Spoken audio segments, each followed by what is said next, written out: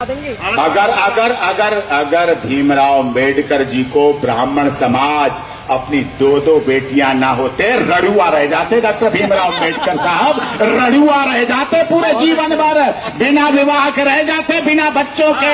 यह ब्राह्मण समाज था जिसने अपनी दो बेटियां डॉक्टर अम्बेडकर को देके उनका वंश चला दिया गया। पढ़ाई को भी कानून मंत्री बने, क्या बात करते हो आप, कैसा भेदभाव करते हो? हमारी दो बेटियां गई है ना, हमारे डीएनए की बेटियां गई, उनको दी। ऐसा नहीं हमने उन पर केस किया, ऐसा नहीं वो भगा ले गए, इतनी हिम्मत नहीं मैं उनमें थी कि भगा ले जाए। हमने उन्हें सौंपी, हमने ये समझा देश का कानून मंत्री एजुकेटेड है,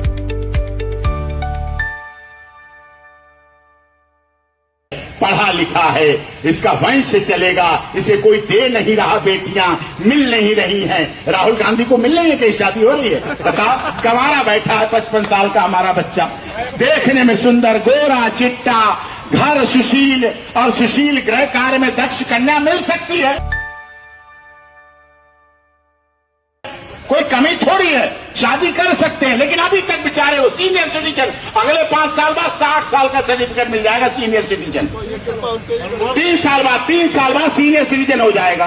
तो मैं क्या करूं, मुझे दुख होता, हम भी चाहते साहब, अरे बारात में बुलाए नहीं परशुराम दल तो अपने आप लड्डू बांट लेगा आपके जंतर मंतर पर। हमारी तो रीत रिवाज रहे हैं, परंपरा रहे हैं, हम तो ऐसा कर सकते हैं, ऐसी कोई बात नहीं।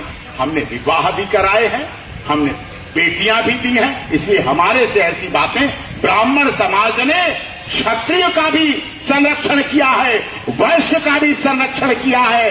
और अगर पंडित अटल बिहारी वाजपेयी ना होते तो क्या भाजपा होती? क्या अगर चाणक्य ना होते तो क्या सम्राट अशोक और सब चंद्रगुप्त हो पाते? क्या अगर आर्यभट्ट न होते तो क्या विज्ञान चल पाती? क्या? इसलिए साहब ये बहुत लंबा चले जाएंगी बातें। ब्राह्मण ने इस देश को खून पसीने से, बुद्धि से, बल से, विवेक से, चातुर्य से सींचा है और इस देश को अपनी सर्वोच्च बलिदान